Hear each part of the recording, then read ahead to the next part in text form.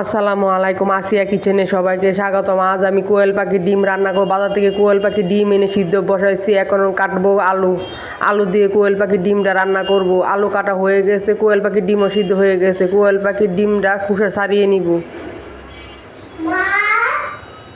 এখন সরষের তেল দিয়ে দিব ডিমটা ভেজে নিব।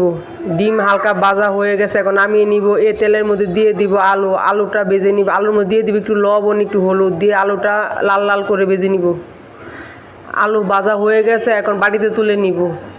এই তেলের মধ্যে দিয়ে দিব পেঁয়াজ কুচি, দিয়ে দিব এলাচি, দারচিনি, তেজপাতা। এখন দিয়ে দিব পানি, হলুদের গুঁড়া, মরিচের গুঁড়া, ধনিয়ার গুঁড়া, লবণ, জিরা গুঁড়া দিয়ে মশলাটা ভালোভাবে কষিয়ে নিব। মশলা কষানো হয়ে গেছে, দিয়ে দিব আলু। এখন দিয়ে দিব পানি, দিয়ে দিব কাঁচামরিচ, দিয়ে দিব ডিম। হয়ে গেছে কোয়েল পাখির ডিম আলু দিয়ে ঝোল।